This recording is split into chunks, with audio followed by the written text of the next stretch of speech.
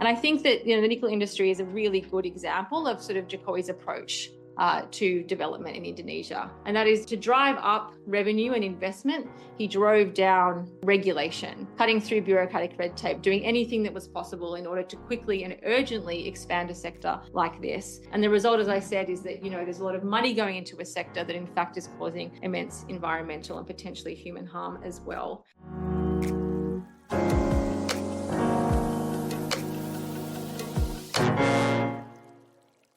All right, everybody, welcome back to the final session of today's Southeast Asia Forum, focused on the challenges of sustainable growth in Southeast Asia.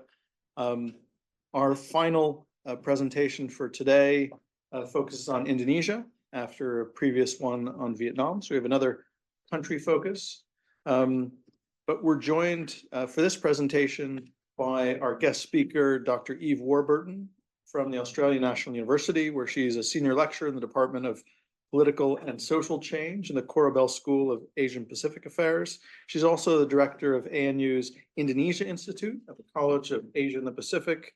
Her research broadly covers questions of representation and governance in young democracies and emerging economies like Indonesia, with a focus on Southeast Asia as a whole. And she's published in a variety of different journals and in a variety of different books, but most importantly, I think, is her book, Resource Nationalism in Indonesia, Booms, Big Business, and the State, which was published by Cornell University Press in late 2023, and which we had as a book launch online months ago. So it's a great pleasure to welcome Eve Warburton live in person here today. Thank you. Thank you very much, John, and thank you to the Southeast Asia Centre for the invitation. It's my first time to LSE, so it's a real pleasure to be here. So it feels always a little bit uncomfortable for me being the only political scientist in a panel of esteemed economists, but I'm bringing to this. Yeah, it's tough. It is tough. Yeah, that's right. I have some graphs, I have some numbers, but I'm really bringing to this topic of this question of economic sustainability, sustainable economic growth in our region through a political science lens. So my work's always sort of interested in the political context in which certain types of economic policy are designed, developed, and executed. And so I'm going to be talking today about Jokowi's industrial legacy. So Joko Widodo, president of Indonesia, we call him Jokowi, he's now reaching the end of his decade in power. And we're going to be talking about not just one country now, but one particular sector and one particular mineral, and that's nickel. And it's going to sound very niche, but bear with me, I promise you it'll be really interesting. So Jokowi has become known as a president who has had, over the last 10 years, a pretty narrow agenda for Indonesia. He has not shown much interest in law reform, other sorts of reform around health and education. He's been very, very focused on concrete economic reform, and he hopes to leave behind a legacy. He wants to leave a mark, a very concrete mark on the economy, focusing a lot on infrastructure. But particularly over the last 5 years, what Jokowi has sort of repeatedly told Indonesian citizens and told the rest of the world is that one of his major legacies is in the downstream industrialization of Indonesia's resource economy. So Indonesia has a very diversified economy, but its export-oriented economy relies very heavily on natural commodities. So it's a huge exporter of coal, palm oil, as we heard earlier today, and increasingly nickel and nickel derivatives. So, and what Jokowi has sort of set out to do, particularly over the last 5 years, is to turn Indonesia from a country that exports raw nickel ore into a country that has its own downstream industry of processing nickel into nickel products that could be then exported at a higher value. And that goal has come with a narrative, a nationalist narrative that sort of says that, Indonesia can no longer be a country that sort of sits at the bottom of global value chains. It needs to move up global value chains when it comes to its resource exports and to be extracting more value from them. So, I'm still on this page. Sorry, pardon me. This is Jokowi. And the narrative that has been sort of routinely expressed by Jokowi and his administration is that efforts to execute this downstream industrialization have been extraordinarily successful. And so what I want to do over the next sort of 30 to 40 minutes or so is to kind of apply a more critical lens to this narrative of success in the downstream processing industry. So I'm going to begin with a bit of a background, the sort of both the domestic and international context for downstream industrialization in Indonesia's resource industry. And that background domestically is the rise of resource nationalism across a range of Indonesia's resource sectors. I'll tell you a bit about what that is very briefly in a minute. And the global context for Indonesia's downstream industry over the last 5 years has been this kind of growing momentum all around the world for the green energy transition and the transition to a low carbon economy. And then I'm going to talk to you about this. I'm going to describe Indonesia's sort of two nickel booms. One sort of in the early decade of the first decade of the 21st century, and the second boom over the last 5 years. And what I want to do then is sort of to provide a very nuanced picture of what success looks like in Indonesia's nickel sector. And if we're looking at sort of the impact of policy tools to expand downstream industrialization, where we have seen success has been in a really massive increase in export revenue in this sector, huge attraction of FDI into the nickel mine, into the nickel processing industry, the expansion at actually eye-watering speed of nickel-based industrial parks. And these are all the things that the Indonesian government sort of points to as measures of success. Where I think there's a much more nuanced story is when we try and dig into the developmental impacts of downstream industrialization. And one of the key narratives that sort of motivates downstream industrialization in Indonesia is that mining extraction has actually a very limited developmental footprint, and that only through the process of expanding, processing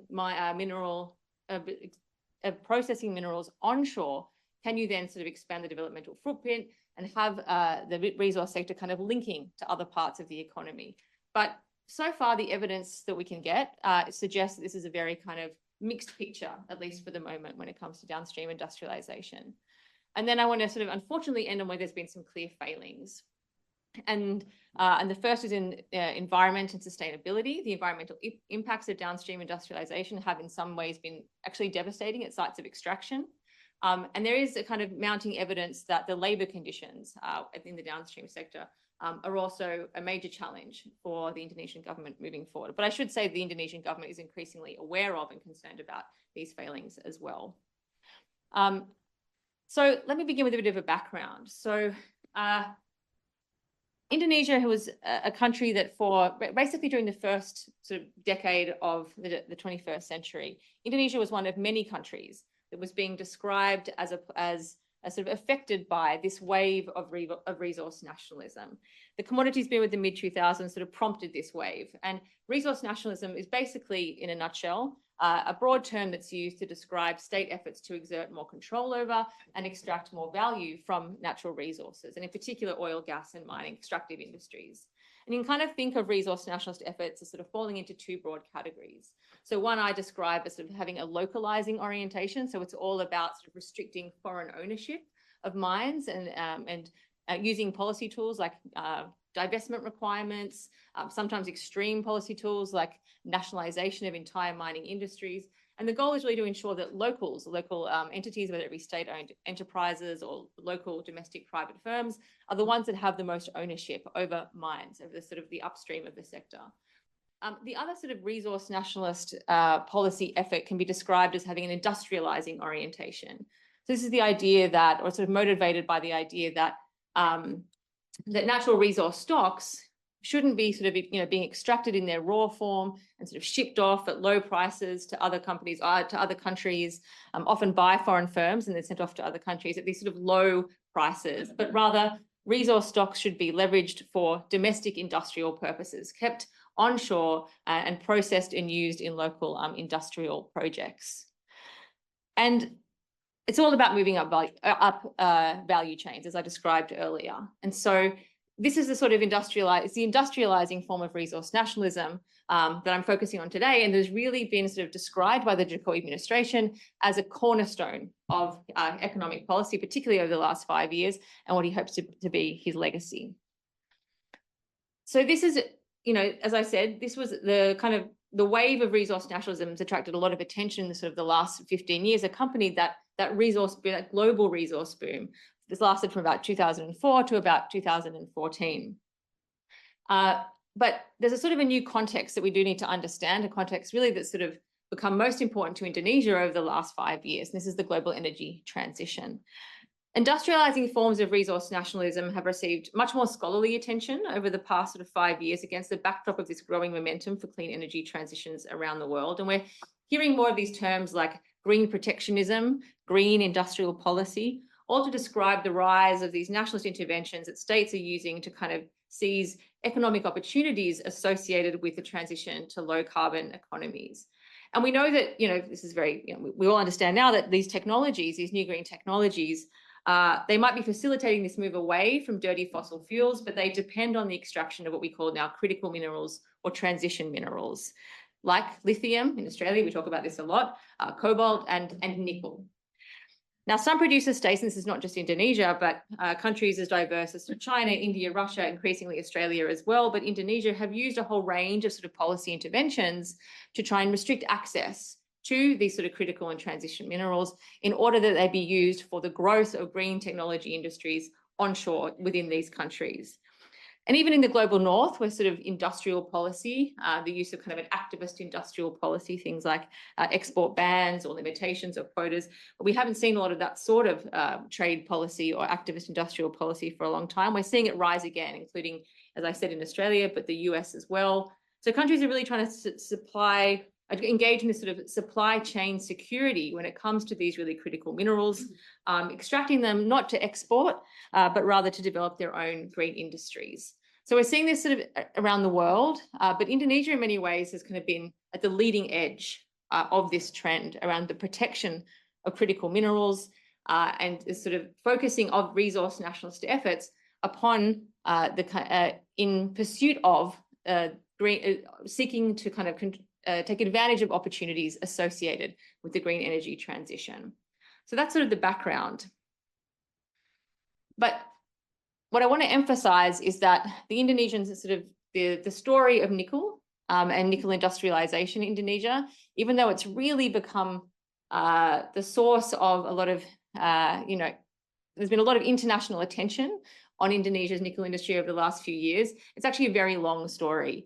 I'm not going to take you back in too much detail, but I think we really need to understand the sort of genesis of Indonesia's nickel policy and the growth of the nickel downstream industry. So Indonesia is in a global, it's a country with, alongside Australia, with the largest nickel reserves globally. Brazil, Russia aren't too far behind, but clearly Australia and Indonesia are sort of where most of the world's nickel resides. But you can see here, and this is from 2023, Indonesia outstrips all the other countries to a huge degree when it comes to nickel production. But it wasn't always this way. So if we go back to sort of 2003, we're now talking about Indonesia's first nickel boom. If we go back to 2003, Indonesia was a nickel exporter, but it wasn't exporting a lot. It was exporting about 3 million tons of nickel ore back in 2002, primarily to China. It was dominated by state-owned enterprise, Antam, and Brazil's Vale. So these are the two sort of major companies that are doing nickel extraction and export. By 2013, Indonesia is exporting 60 million tons of nickel ore, so unprocessed nickel ore. And this is obviously huge amounts. Now, the context for this boom is not only that global prices motivating high levels of extraction and export, primarily to China, I think I said that already, but it's also the case that Indonesia's mining sector over this period of time became very decentralized. So it was once a very centralized mining sector under the authoritarian and highly centralized New Order system. That collapses in 1998. A whole range of reforms are introduced, economic and political, and one of them is the Big Bang decentralization that takes place at the end of the 1990s. And this included the decentralization of the mining sector. So the nickel mining sector, highly decentralized, soaring demand and prices. And what you get is a sort of explosion in nickel licenses, lots of small companies in Sulawesi. So all of Indonesia's nickel primarily is found in the east of Indonesia, Sulawesi and Maluku.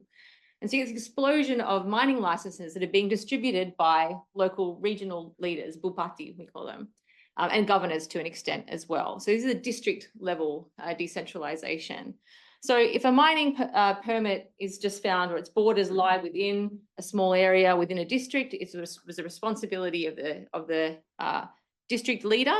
If across district boundaries, the governor got to distribute the mining license, and if the permit sort of crossed multiple provincial boundaries, then it was the central government. It's the same for coal and all sorts of minerals. But it was actually incredibly chaotic. So during this period, you had a lot of small companies. Some of them are kind of fake companies. A lot of them are sort of owned by people who actually might not have any experience in the mining industry, but they have a friend in the Bupati's office. Perhaps they were an ally or a supporter of a Bupati leading into an election, and they were given a license. And then what they would do is sell or rent that license to a real, mining investor from Jakarta, Korea, somewhere else on the island. And so it was very hard to monitor. So the central government is watching, millions of tons of ore being shipped off. Often the money sort of staying around in sort of hands of local leaders, local elites. There are some central government central business people benefiting as well. But there's a lot of ore being shipped off at very cheap prices in a very fragmented and decentralized way. So in 2009, the Indonesian government introduces the 2009 mining law, as it was known. And this is a law that has within it a whole range of very sort of nationalist passages in it, some about ownership, but some about industrialization, and included within it the foundation for an export ban on a range of minerals. But the first mineral to be targeted for an export ban was nickel. And the goal is by cutting off supply, cutting off the world to Indonesian nickel, would force importers to invest onshore in mineral processing facilities, in smelters, nickel smelters. And the gamble was basically that China, who was importing most of Indonesia's nickel, would do it. That it would essentially say, okay, that's fine, we're going to invest in smelters, very expensive, capital intensive smelters, and smelt and process ores onshore, and then we'll be exporting nickel at a higher grade and therefore at a higher value. And Indonesia was sort of, the bet was a good one, because Indonesia could leverage its power within the international market as the major supplier of nickel, and that China wouldn't easily be able to get nickel from other places. And so this was the bet. Now, progress was very slow at first, and part of this is the political economy of policy making in Indonesia, where in the lead up to the ban, there was so much skepticism that the Indonesian government would go through with it, that it was nationalist bluster, that they're not really this crazy, that no one could really go through with a ban like this. And, Ben's smiling because he was in Indonesia at the time in 2013, 2014, when I was there. It was very common for the World Bank, IMF, the big international financial institutions to criticize Indonesia. They were sort of writing all sorts of reports saying what a disaster this would be, and that this couldn't possibly happen. I remember sitting in sort of political risk run by sort of American observers, sort of saying to foreign governments and businesses saying, don't worry, this won't really go. This is all kind of shadows, what's the word, smoke and mirrors, to put pressure on the American mining company Freeport. Of course, that was all very wrong. The ban came into place in 2014, and Indonesia stopped exporting more nickel. Now, the problem was that because no one believed it would go through, there was very slow investment in smelters. So Indonesia essentially forgoes for several years any kind of revenue from its nickel mining sector. But eventually, especially from China, investment does pick up. But for a period of years, there's really no nickel exports. Now, I started the presentation by calling this a Jokowi policy, but it's really important to sort of underscore that, this was an intervention introduced right at the end. The 2014 ban was introduced actually under President Yudhoyono, SBY is how we refer to him. And Professor Anne Booth is here, and so she knows this well, and her work, is very an inspiration for my PhD thesis in many ways. But the Indonesia's economic history tells us that this concept of value adding, this concept of downstream industrialization, is one that has been popular amongst a slice of Indonesia's bureaucratic and economic policy elite for many, many decades. And it's been applied, this idea of kind of banning or restricting exports in order to trigger or to prompt, to motivate investment further downstream, is something they've done in other sectors as well. And people debate how successful they've been.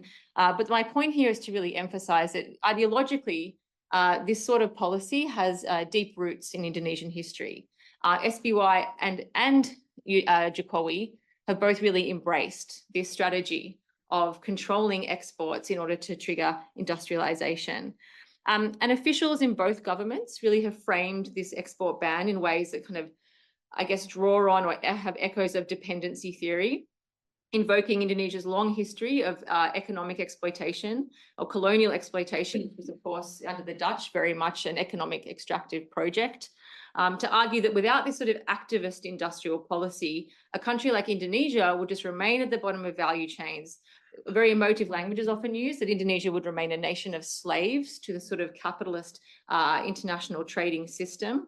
And so there was a lot of kind of buy-in, I think, on whether it's SBY's government or Jokowi's government, that this was a sort of policy that there needed to be a strong commitment to this sort of policy in order to bring Indonesia up value chains and actually to help it escape the middle income trap as well. And so these are some nice quotes that I think just capture just the level of commitment from both presidents. So unsurprisingly, when Indonesia cut off the world's supply of nickel, or the major supply of nickel, WTO cases were brought. The EU, Japan, there were people, these trading partners were incensed, and they went to the WTO. And in fact, recently the WTO found in favor of the EU. But basically since 2013 up until now, there have been these cases that are brought and sort of sitting with the WTO. And neither SBY nor Jokowi neither SBY did nor has Jokowi shown any interest in the outcome of these WTO cases. And what they say is, you know, what SBY said, Indonesia likes free trade, but we want is fair trade, and that this is our right to use our commodities for economic growth and development. And Jokowi says we may be sued, but we don't care. We can't afford not to move up the value chain. Otherwise, we'll remain this underdeveloped nation. So the commitment is there, and I think, as we're going to see, the commitment to this export ban was justified, and I think, and we'll show some numbers in a minute. But I think the fact that WTO, IMF, America, Australia as well, that all these sort of foreign economic organizations and trading partners were so opposed to the intervention, and that instead, that Indonesia remained committed to the intervention, and we're going to see some pretty amazing results in some areas, I think just kind of confirmed for the Indonesian government that critics are self-serving, that all this criticism from, especially from the WTO, from the IMF, World Bank, was self-serving. So, so that's actually sort of so far, the development up until about 2019 in this industry has been very much targeted at getting Chinese importers to invest in smelters onshore for steel. So I should have mentioned this a bit earlier. All of this, most of Indonesia's nickel oriented towards China was for China's steel industry. From 2019, when Jokowi is re-elected, it's his last term in office, there's a reorientation of the nickel downstream sector, not just towards steel, not nickel for steel, but processing nickel to a higher grade that could then be channeled into the development of EV batteries. Right? So this is when we get this sort of, in Indonesia's kind of resource nationalist interventions here are really important to understand the context of momentum for the green energy transition. And so Jokowi says that from now on, we're not just here to be a quarry for Chinese steel, but rather we're going to be processing nickel onshore to a degree or to a grade that is suitable for processing, was suitable for EV battery manufacturing, and that eventually we'll be doing that onshore too, and that eventually Indonesia will become this sort of hub of Asia's EV battery production ecosystem. And here he says that, you know, our goal now is to create an ecosystem that other countries will depend on us rather than us depending on international markets, because we have all the resources that are necessary, which is not true because they actually need lithium, and that's becoming a real challenge. But this is where the kind of, there's a reorientation of the sector, and demand for nickel for EV batteries is really growing, and it's growing very fast. So the International Energy Agency said in 2018, for example, the world consumed about 50 kilotons of battery-grade nickel for EV, and they're suggesting that, and then in 2022, demand reached 240 kilotons. And the International Energy actually also predicts that by 2040, most of the nickel being consumed by the world is going to be for batteries rather than for steel. So on some counts, Indonesia is betting on, it's a safe bet, according to Indonesian government officials, when you look at that sort of data, their sort of predictions. So the thing about Jokowi is that he wants to change things and he wants to leave his mark very quickly. So he's sort of known for, sort of having a real sense of urgency around his economic policies and around economic transformation. And so what we saw in 2020, just after his election, in pursuit of this sort of this desire now to shift Indonesia's nickel towards a domestic EV industry, we see a flurry of regulatory changes, tax holidays, incentives, and two of them are particularly important. So one is that any Indonesians in the room, they will know these laws very well. They were very controversial at the time, a lot of headlines about them. The first is the Undang-Undang Omnibus Law Cipta Kerja. So that is the omnibus law on job creation. And this was a law that revised 70 existing laws all in one go. So Jokowi, a business person himself, has a real allergy to bureaucratic red tape, and he wanted to just sort of bulldoze through Indonesia's legislative slow, very sort of sclerotic kind of system of legal change, of the process for changing laws in Indonesia through the legislature and the bureaucracy. So he introduces this omnibus law, rushes it through the DPR, through the legislature, and it was really all about easing the bureaucratic burdens on the private sector to try and increase investment across a whole range of sectors. It's not just about the metals industry, the mineral mining and processing industry. And what it does is it sort of removes regulatory constraints on things like land procurement, taxation. It laid the legal framework, importantly, for national strategic projects. So when the Indonesian government now sort of identifies something, whether it's an agribusiness project or a mining project or an infrastructure project, once it gets this label of being a nationally strategic project, what it's doing is it's signaling to investors that there's going to be a whole range of sort of incentives on offer, reduced tariffs, tax incentives, tax holidays, corporate tax holidays that can last up to 20 years in some cases, in order to try and draw investment really quickly into certain strategic sectors. And one of the big focuses has been obviously on the nickel sector. Then there was the Undang-Undang Minerba, which is the mining law, revisions to the mining law that I mentioned earlier. And what this set of revisions did was that it re-centralized the process for permitting of mining licenses. And there was a bit of gradual change, in fact, but this law now enshrined that the central government now had the exclusive rights to distribute mining licenses. So we're seeing under Jokowi a kind of an attempt to sort of re-centralize and concentrate control over this sector in the central government in order to be able to kind of push through really quickly a transformation of this nickel sector. So armed with this new legal architecture, senior state officials over the past sort of 4 to 5 years, 4 years mostly, a lot in the last 3 years, the government has gone about, last 3 years, has gone about sort of on a campaign, marketing sort of campaign to foreign investors, businesses, foreign governments, to try and get investment into higher grade nickel processing facilities for batteries and for EV batteries. And the result has been the rise and expansion of nickel industrial parks across Sulawesi and Maluku. And there have been clear successes. So this is where we sort of, how am I going for time actually? Does anyone know? Yeah, I was timing myself, but. You're in 30 minutes. I'm up to 30 minutes? Time is flying for me. You've been speaking for 30 minutes. Oh God, okay, good, cool, Yeah. that's okay. So where have the clear successes been?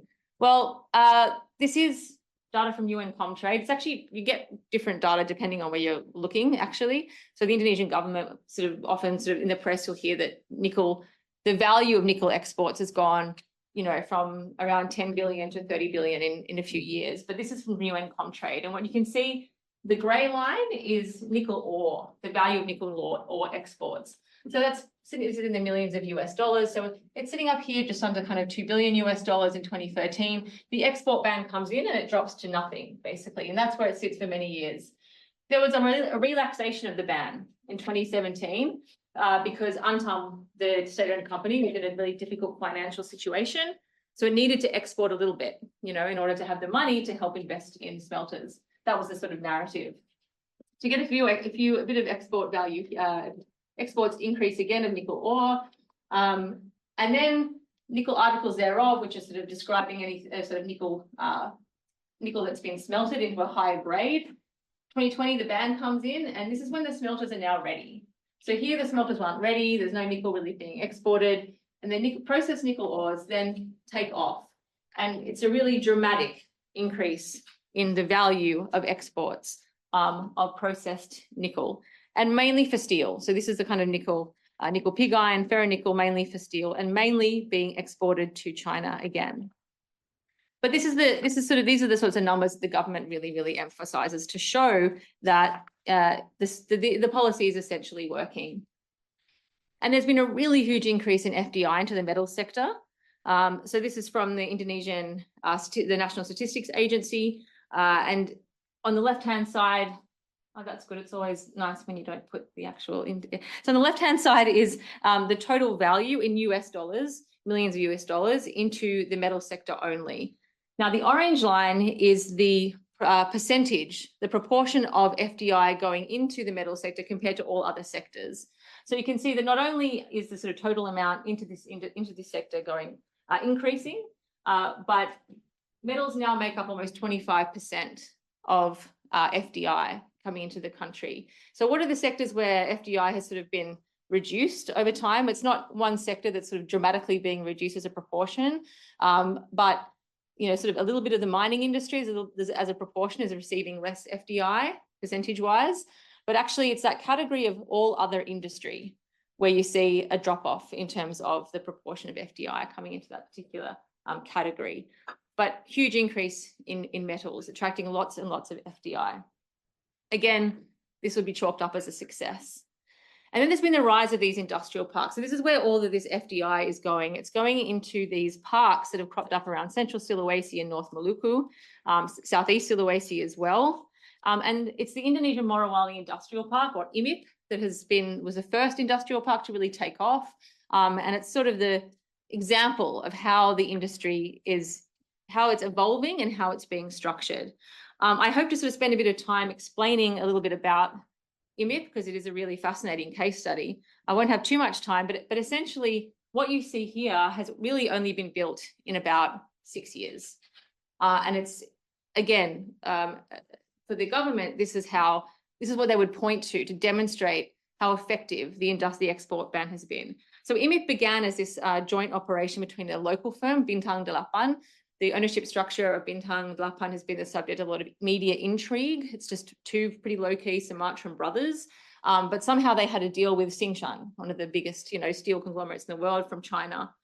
And they were exporting raw ores to Tsingshan. And then when the ban came in, they collaborated to say that, it's time now to build smelters. And Tsingshan has basically received financing from a whole range of Chinese banks in order to be able to invest in this industrial park.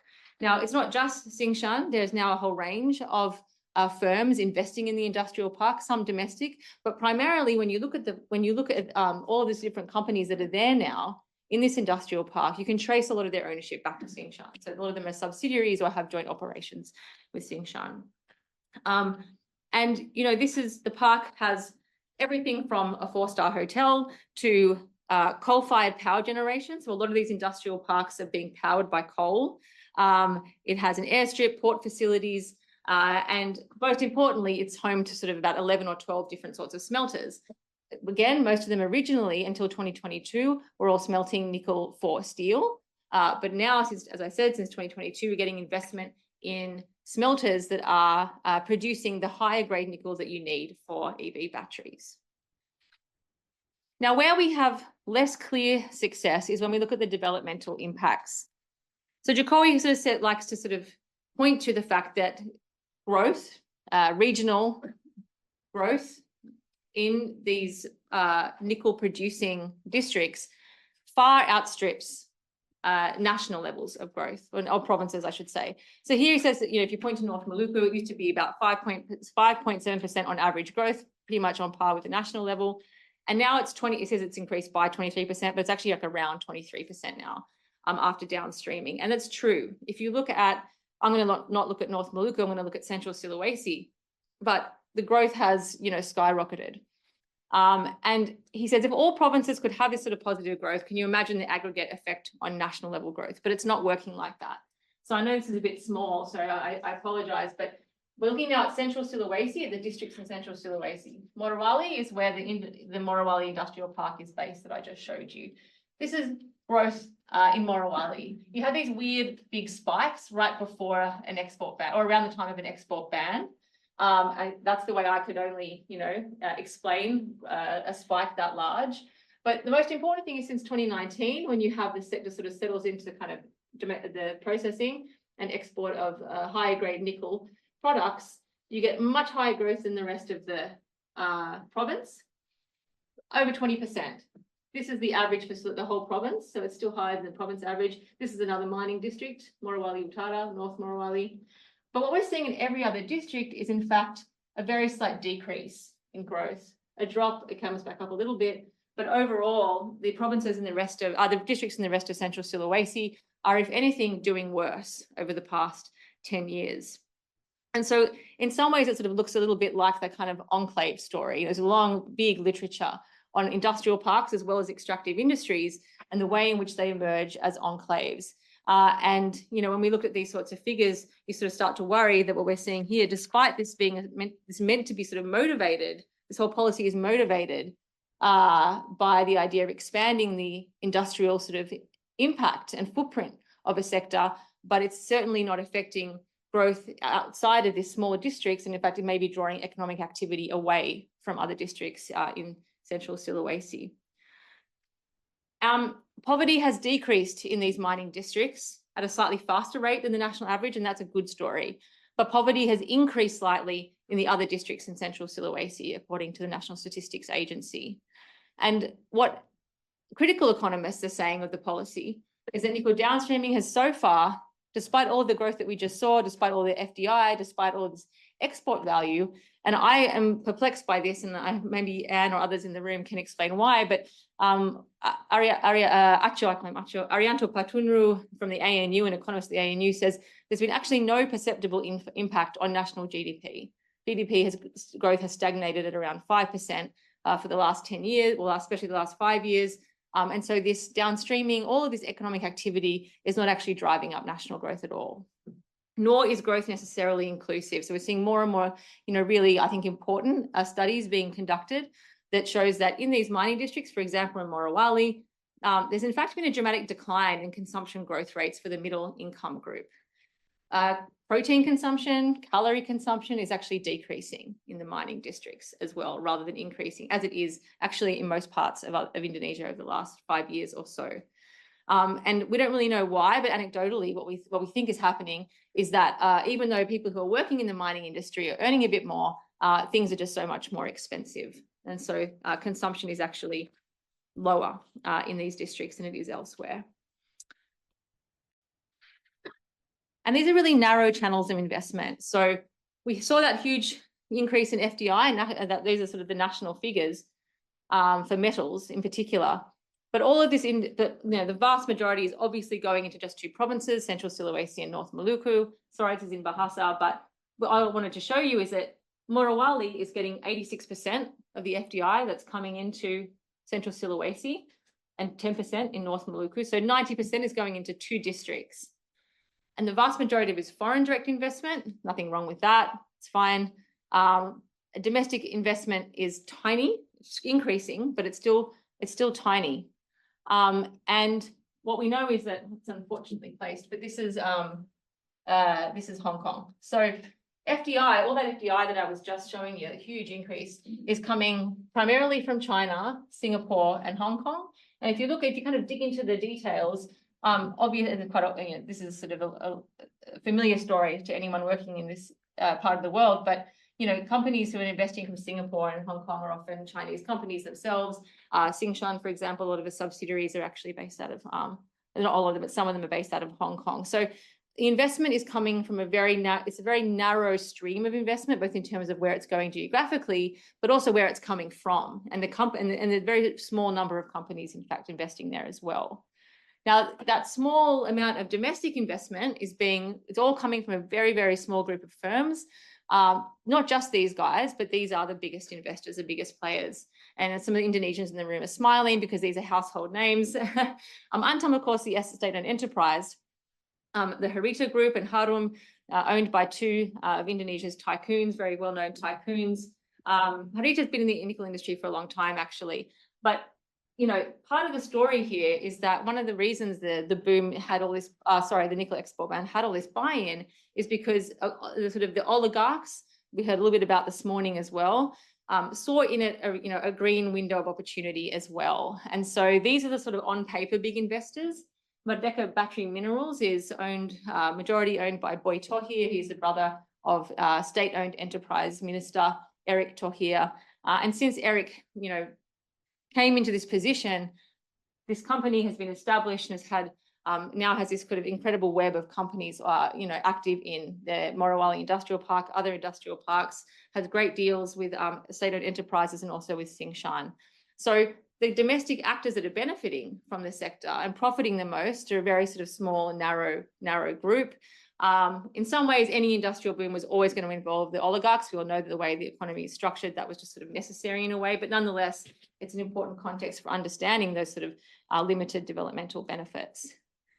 And finally, I know I'm rushing a bit now, is that, what we also know is that there's kind of this accumulating now body of evidence, and a lot of this evidence was originally being collected by NGOs and journalists, and was being very very much denied or rejected by the central government in Indonesia. But I think it's now the problems of the environment have become too big to ignore, and these industrial parks depend on captive coal plants. So some of international organizations now have been able to actually demonstrate that coal emissions are increasing in Sulawesi.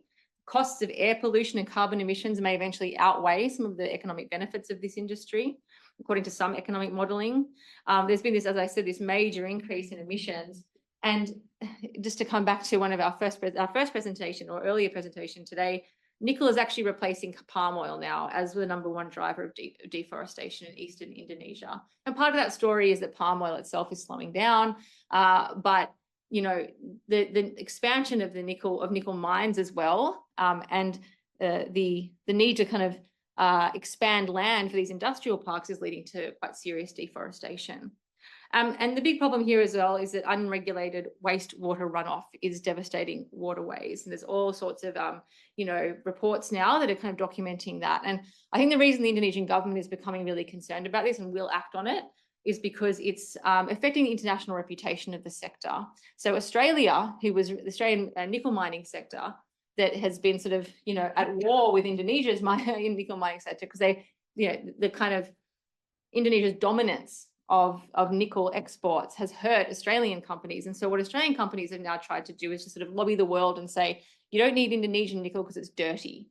What you need is Australia's green nickel. I don't know how green our nickel is. So there seems like a contradiction in terms, but that's the sort of thing that I think will motivate a shift potentially in the regulation of the sector by Indonesian policymakers. So, and lastly, there's been a lot of, increasing international attention on labour conditions as well. So the jobs have increased, there's no doubt about that, but working conditions have been described by unions as dangerous and even deadly. And actually, there's quite an alarming number of fatal incidents that take place in these smelters, especially in Morowali and Konawe as well. And there's a whole debate around wage exploitation. The wages are higher than they are in other sort of sectors. Like if you're a day labourer on a palm oil plantation, you're going to get much more working here, but the cost of living is higher. The work is dangerous, evidently, and hours are long, and there's been a whole kind of range of grievances that are being aired by unions and NGOs. And again, the government is increasingly sensitive to that. So how sustainable is the industry really, I think, and how do we define what success looks like? And these are the big questions for the Indonesian government moving forward. So new downstream development, where has it been successful? So first of all, Jokowi leaves behind an industry that has sort of developed at an eye-watering speed. There's a new export revenue stream in a way, that's undeniable. Jokowi can kind of leave saying that he satisfied a long-standing national ambition for a downstream industry in Indonesia. This may be the start of an end-to-end electric vehicle sort of battery chain onshore. We can talk about that in Q&A, but there's quite a few questions about sort of the middle of that chain. You can there's a whole bunch of incentives for EV importers and suppliers in Indonesia now, and companies taking advantage of that. But the kind of the industry around battery manufacturing itself is still very, very nascent. And there's still a lot of questions about how quickly that's going to be able to develop. And it's very difficult to determine the distributive benefits so far of the industry. And it looks very much in, like an enclave economic project at the moment.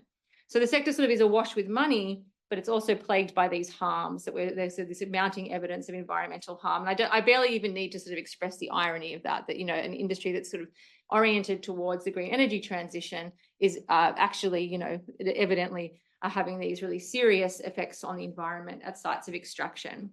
And I guess the big economic question about sustainability also increasingly is oriented towards concerns over disruption. So the EV battery industry itself is evolving at such a pace, the technology itself is evolving at such a pace that some experts are suggesting that nickel may not even be the most important element that you need in nickel battery in EV batteries within the next 3 to 4 to 5 years. And so the decision to sort of put so many of your eggs, not just in one sector, but in one mineral is what many economists are suggesting may be the most unsustainable aspect of the industry, in fact.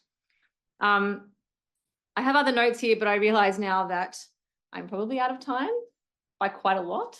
Not quite a lot. Okay, not quite a lot. Yeah. And so I think that, just my final remark would be that, I do a lot of work on Indonesia, and we're doing a lot of thinking at the ANU now about how we just sort of characterize Jokowi's legacy.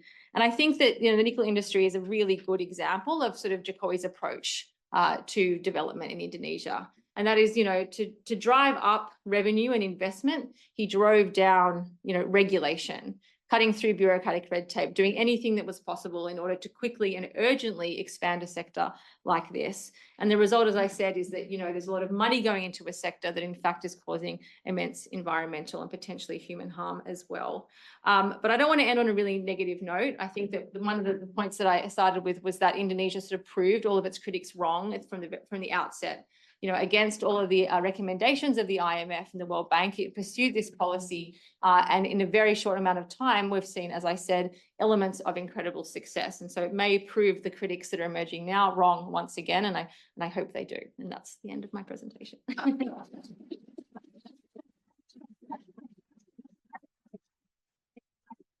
I promised I wouldn't talk quickly, but there you go. I promised myself I wouldn't talk quickly, but, I did.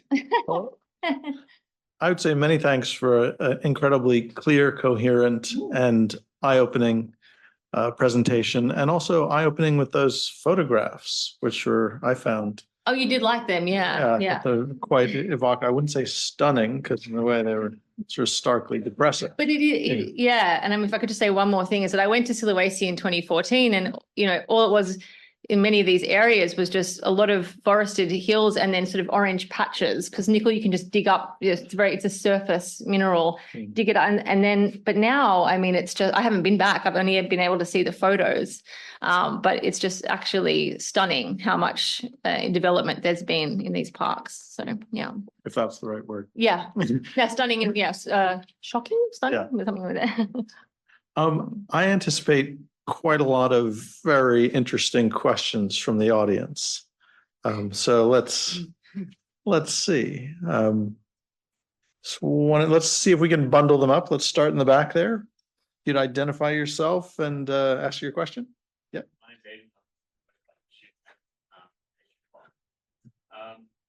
You mentioned around the start or the middle of the talks about challenges that the incoming Indonesian government will face regarding absence of lithium. Oh, right, yeah. To Australia that has it. Can you maybe flesh that out? Yeah. Okay. We have a question in the chat. Until other people raise their hands, I'll go with that. So a question from Kafi, an MSc student at SOAS. What are your thoughts on Jokowi's extended plan to reiterate similar downstream industrialization strategies to other commodities, not only critical minerals, but other sectors? And one up there in the back. Hello, my name is Việt Nguyen, a researcher at LC Center for Economic Performance. So thanks, a nice talk about critical minerals in developing countries. And I'm particularly interested in your mentions on green protectionism and industrial policies in the opening of your talk.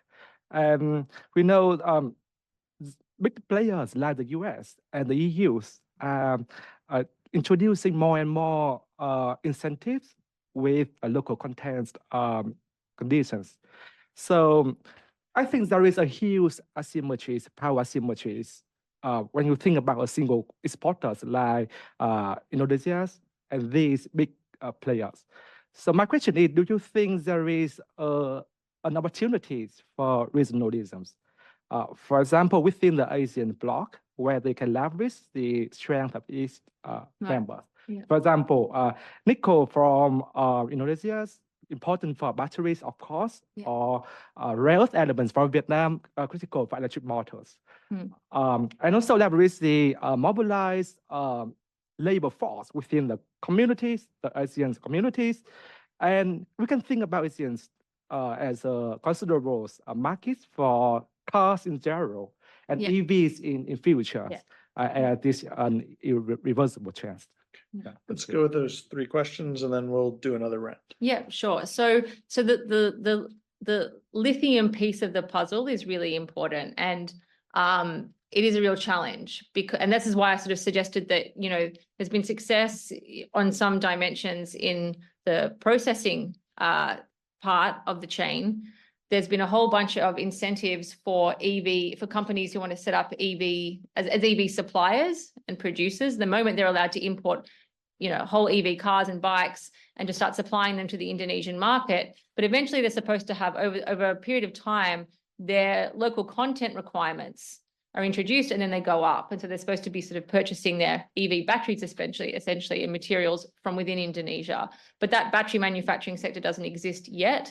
But the expectation is that it will be able to. Now, one of the key policymakers and ministers that has been sort of, you know, central to getting the export ban and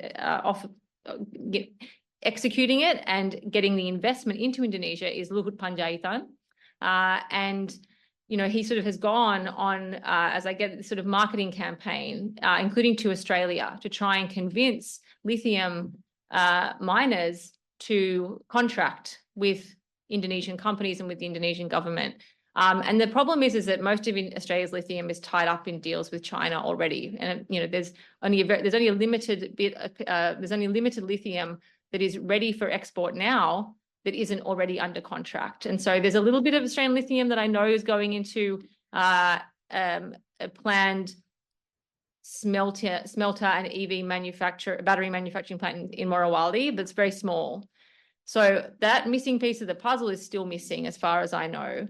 And I'm not sure where they're going to be able to source the amount of lithium that they need at the moment. So that's really still a question mark, I think, and others will know more about that who are sort of more looped in with Luhut's office. And the next question was online, and it was other commodities, right? So that's right. So especially if you hear Prabowo, who is the president, he will be the president in October, and after the transition of power, he was elected in the recent elections in February. And if you hear Prabowo talk about this, and he is in, you know, sort of reflecting discourse that's coming out of the ministries under Jokowi as well, but he'll say, yes, downstreaming is the answer to Indonesia's middle income trap. It's the answer to growth. And what we have to do is not just do it in mineral mining, but do it across a whole range of other commodities, including palm oil. You have to, you know, force processing of palm oil is another thing you hear commonly. And you know, bauxite, cobalt, these other sort of minerals. Now, the problem is that one of the reasons that Indonesia was able to apply this sort of, you know, activist, very restrictive policy so effectively is because of the domination it had in world markets. And it would, you know, China couldn't easily get that amount of nickel from anywhere else. And Indonesia doesn't quite have that sort of market domination when it comes to these other commodities. It does with palm oil, but it doesn't make as much economic sense. And there's already a bit of processing going on. But certainly when it comes to some of these other minerals, it's not clear that the policy would be anywhere near as successful so quickly when it doesn't have that sort of market power. So that's how I would answer that question. And the final question was a really good one. It's all about, so that's right. So this sort of industrial policy and the sort of protection of critical minerals is emerging in all sorts of countries, from the global south to the global north.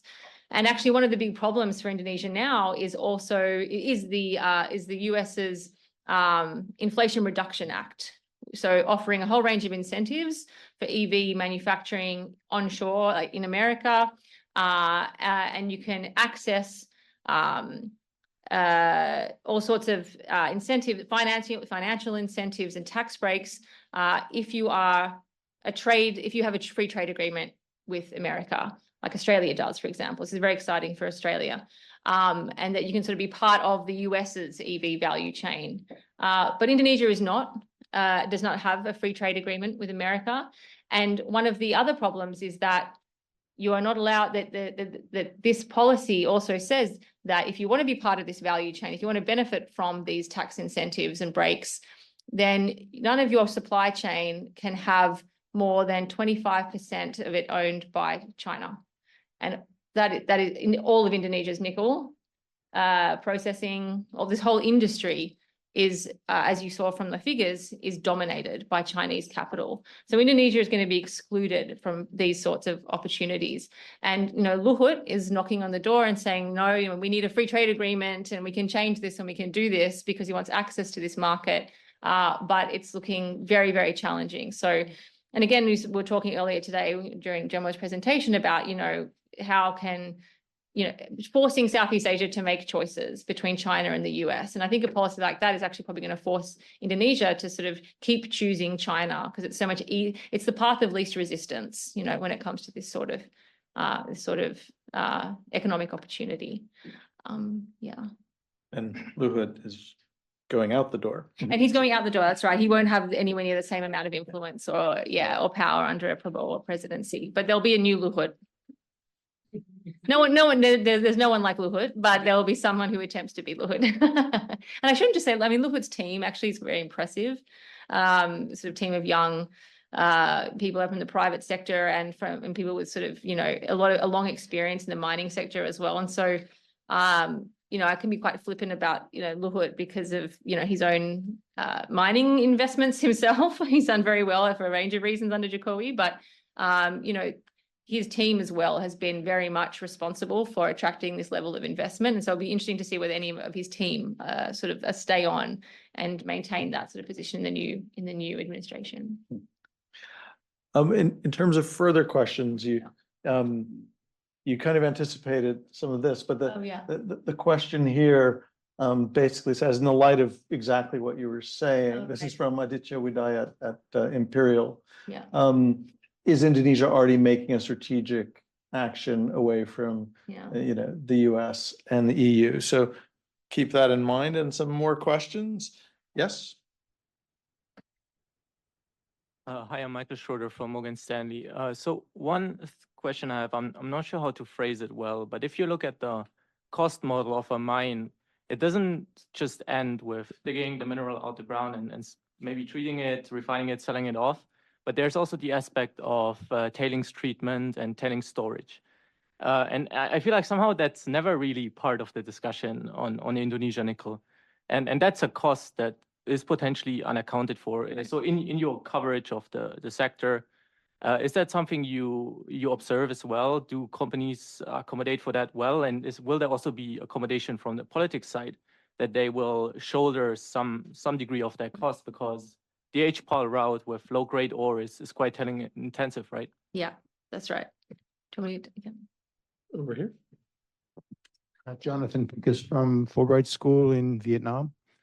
I just wonder if you could say a few words about the fiscal implications of resource nationalism, because it's, in some sense, resource nationalism is politically pushing on an open door, right? Because the Chinese don't want dirty industries in China.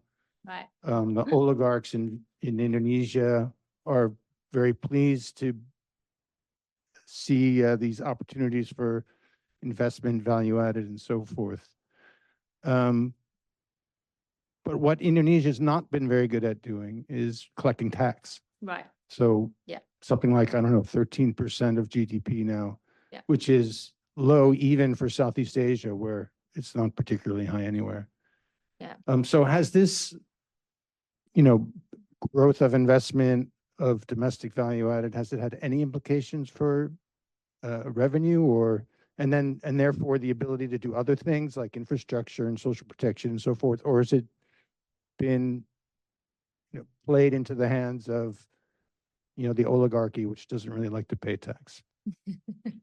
We have a question in the back there, and then we'll get back to you.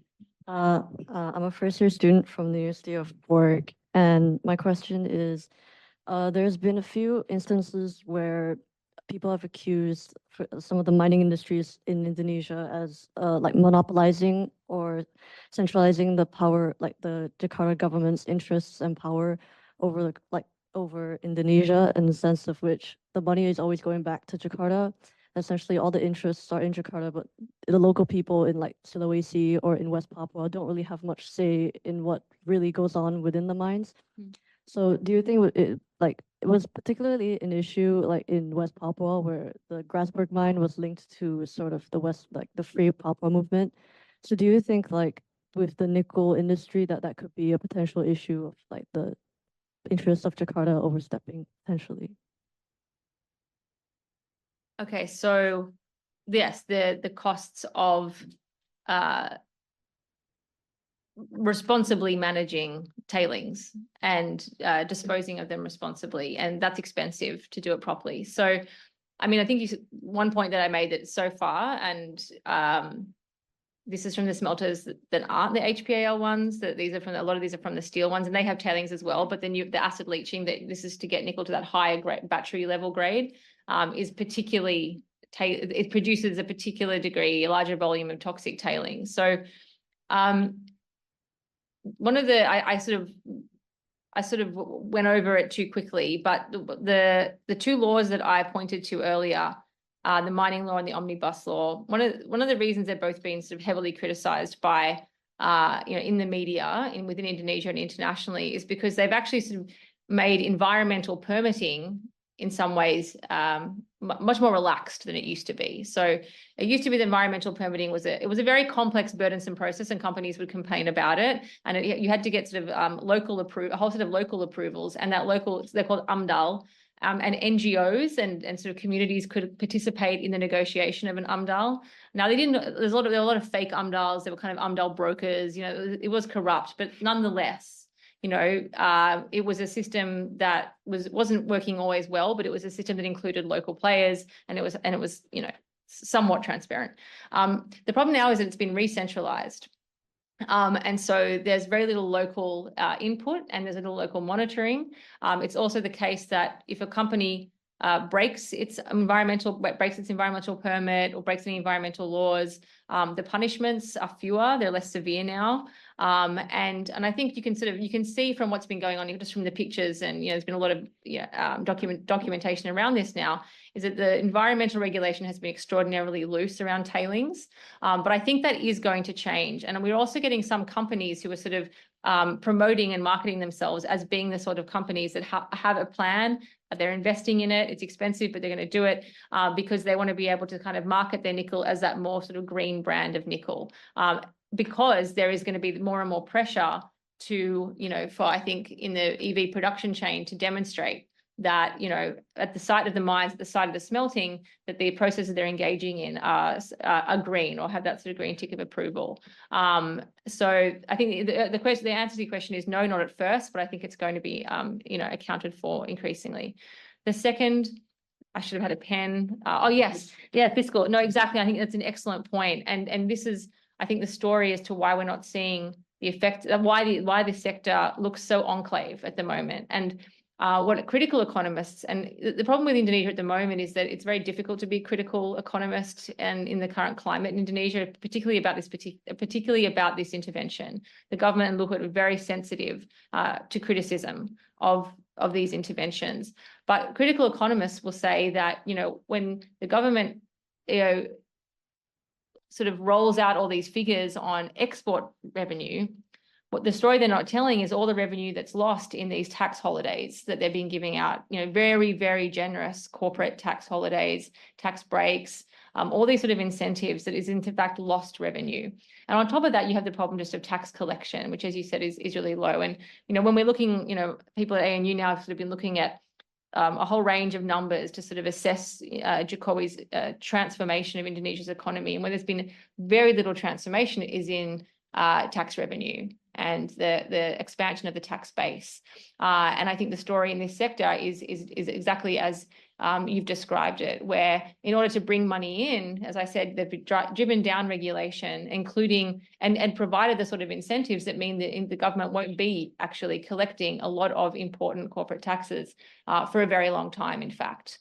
And I think that's why it hasn't had a huge impact fiscally, nor has it had this impact on growth that you would expect. You'd expect to see some sort of impact on national growth. Local, yeah, so it is an interesting question. What the whole motivation behind decentralization of the natural resource sectors back in the late 90s and early 2000s was to satisfy really serious grievances coming from resource-rich regions that they had been for decades dominated and exploited by Jakarta, by foreign companies where the deals and the contracts were all made in Jakarta, Freeport, of course, being the most infamous of them. That local governments and local people had little say in the negotiation of these big resource contracts, and that it's very common to hear this, and that we were just, that we're just observers, we're not participants in these economies, is what you would hear. Now, back in '99 and the early 2000s, there was a real serious fear within government, policymaking circles and within the government that Indonesia could be there could be the balkanization of Indonesia, that Indonesia's regions, the country could just break up based on these grievances. They've lost East Timor, Aceh was extremely volatile, Papua, of course. And so, the idea was that we have to decentralize and give more back to the regions. Now, fiscally, there are still obviously, transfers that go from the central government to resource producing regions. But the fact that all these contracts have now been re-centralized, it could be a point of tension. But for the most part, and this is again a part of the Jokowi story of how governance has changed, Jokowi has really been able to sort of co-opt and control district and regional and governors as well. And he's done that through a variety of means, sort of carrot and sticks. But what we've seen is a real increase in the number of arrests of local government heads for corruption, including in the mining sector.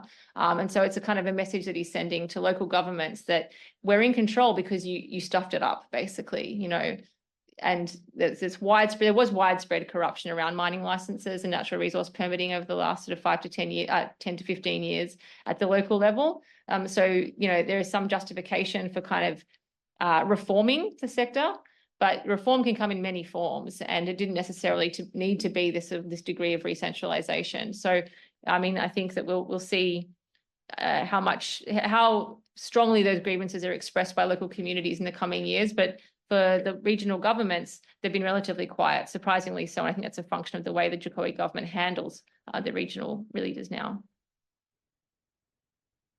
Speaking of local issues, we have two questions here that are in different ways also focused on local issues. So the first is from Ahala Soro at the National University of Singapore, basically asking, since you mentioned the role of local elected officials, Bupati, in issuing permits or allowing certain local companies to explore more nickel, at some points the local officials can benefit from the money to run for local election. To what extent do you see relations between local politics, electoral politics, and mining exploration in nickel in particular?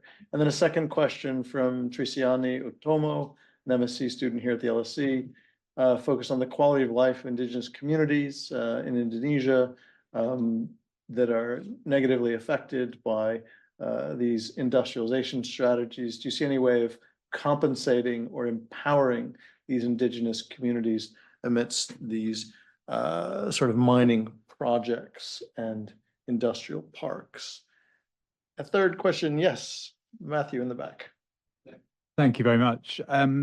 Matthew Finlay from the UK Foreign Office. I was really interested in the comment you made about the US legislation and how that sort of forces the choice between Yeah. US and China. And I guess I wanted to ask if you see any kind of third way possibly involving Europe, and noting that sort of Europe needs an EV supply chain as well, and that perhaps the Europe approach to this is their carbon border adjustment mechanism, which is essentially going to kind of add to the price for imports if they don't kind of meet European style carbon Right. sort of pricing. And the argument I've heard before is that, rather than what countries like Indonesia might want to do, rather than sort of having to pay that price to Europe or allow Europe to collect at the border, rather sort of introduce their own carbon pricing system in Indonesia, so that the host government gets the revenue and then ideally can export to Europe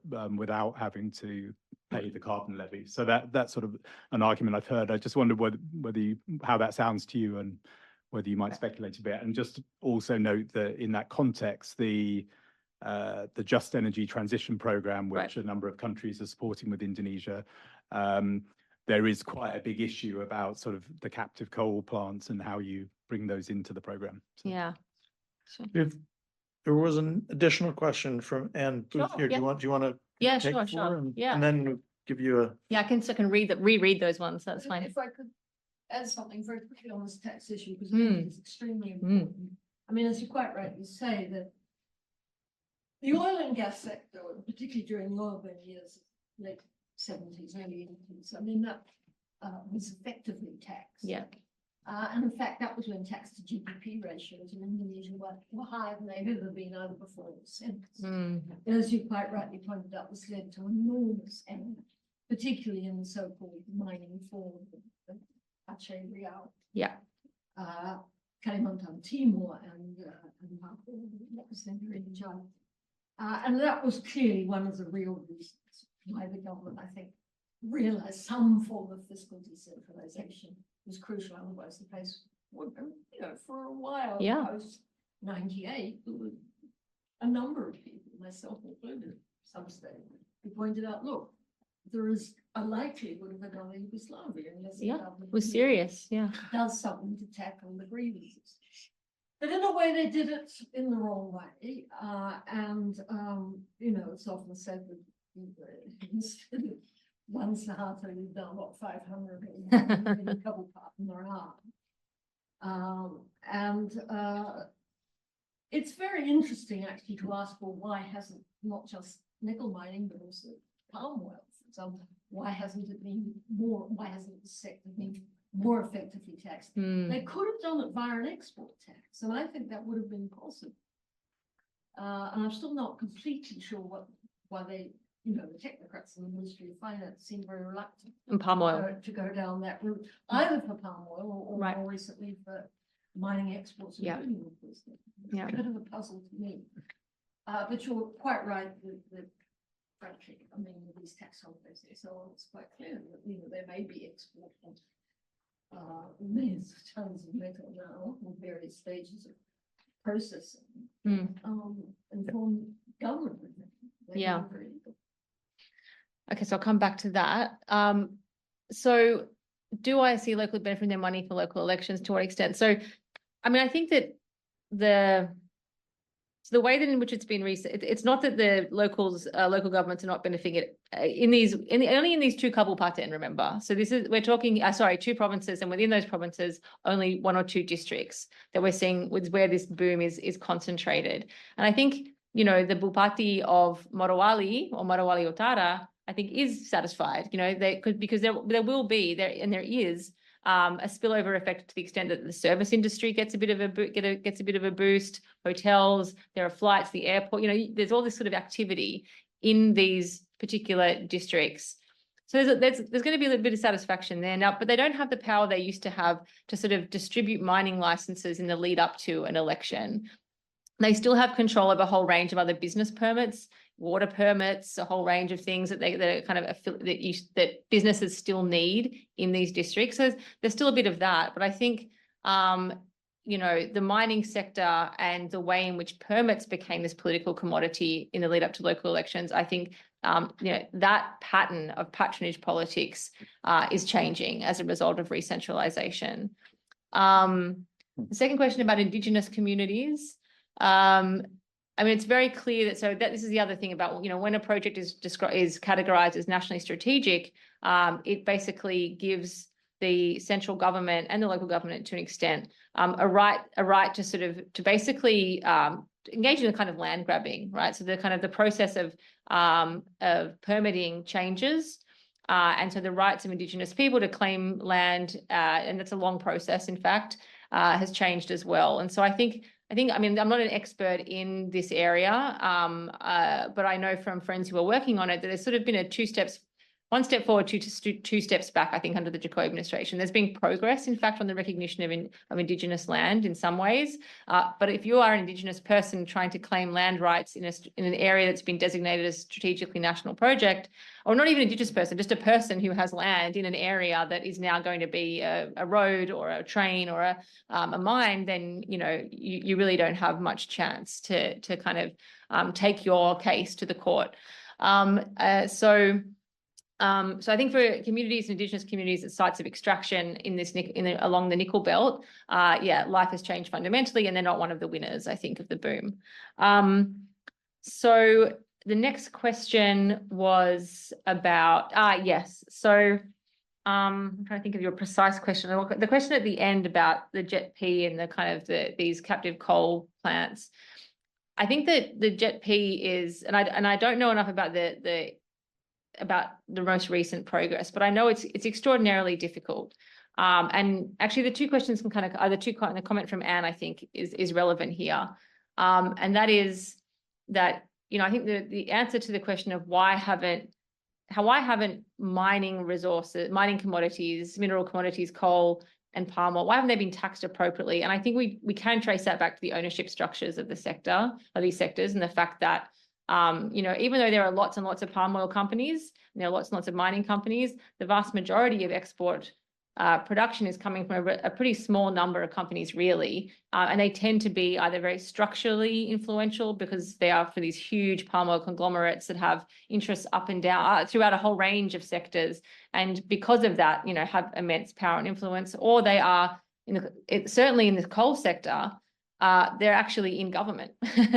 So, you know, this is the thing. If you look at Indonesia's rich list, and, you know, we're aware of the kind of the ethnic dimension to capital accumulation in Indonesia, ethnically Chinese tycoons, conglomerates received all sorts of benefits during the Suharto era that helped them to kind of expand their conglomerates, but they were excluded from politics and from policymaking and from the bureaucracy. Pribumi interests, you know, they were excluded from some of these economic opportunities, but were given access to government and bureaucracy and contracts through close relationships with Suharto. And you see that now, that when you look at the rich list, almost every single non-ethnically Chinese owned conglomerate or tycoon, I think it's almost every single one, has been in government. Like the CEO, the owner has been in government or has a relative who's in government.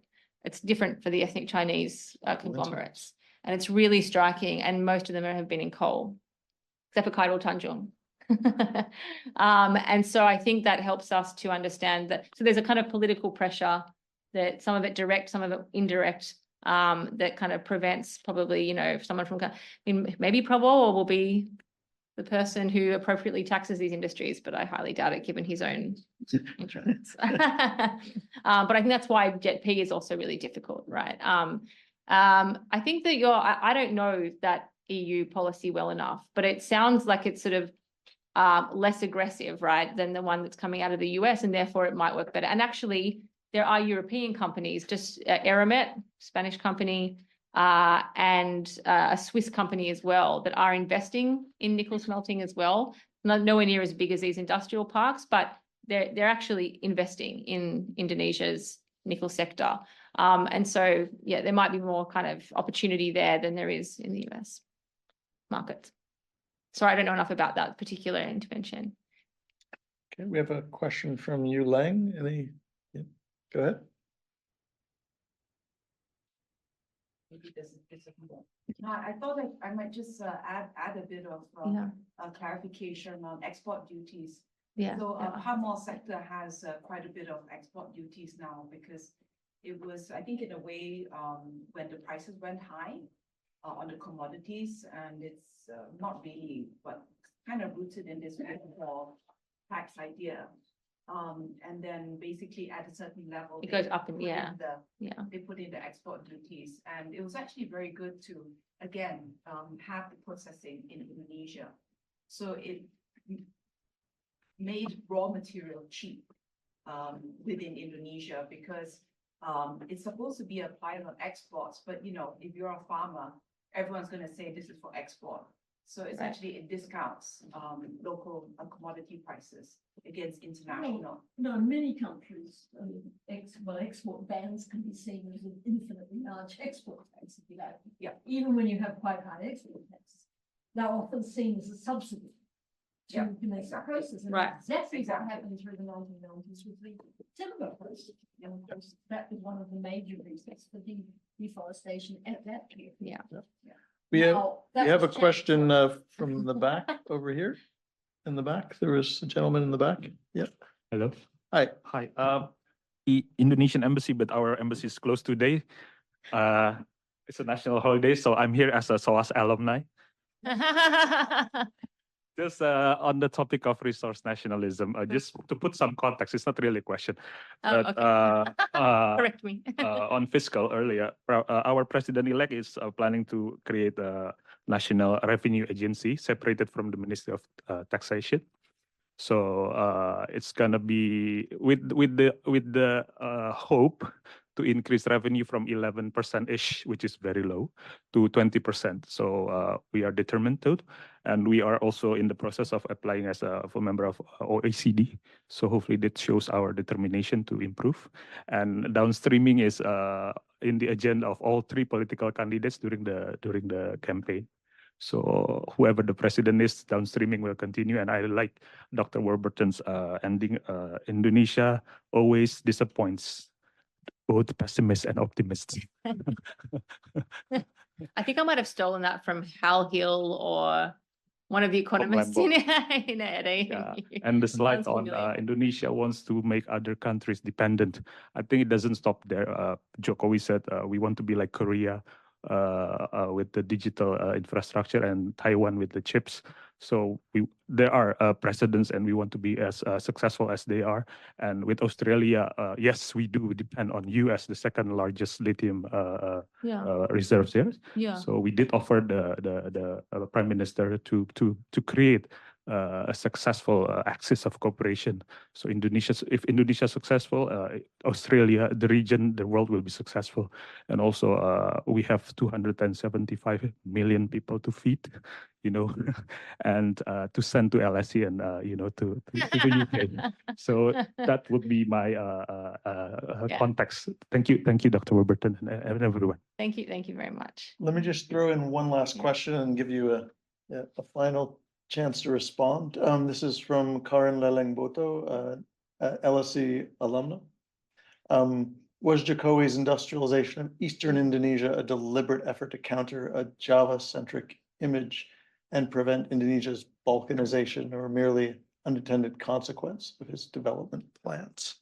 Well, just to clarify, I guess the whole narrative about the fear of balkanization, that's sort of not around anymore. That was, as you know, as Anne was saying as well, that was, you know, something that was an anxiety that really, well, not to the extent, you know, of the early 2000s. So I think that, but certainly Jokowi, and I think this is he was genuinely interested in the development of the outer regions, and you know, basically from the very early period of his presidency. So I think it's sort of a dovetailing of two goals, right? You know, to sort of to be the president for every Indonesian, not just those on Java, and to kind of take advantage, to pursue the downstream agenda, take advantage of this sort of green window of opportunity with the expansion of EV and the, you know, move to a low carbon economy, and the fact that Indonesia's nickel belt is in Eastern Indonesia. I think that's just a dovetailing, I think, of kind of both his vision and also, you know, where nickel is.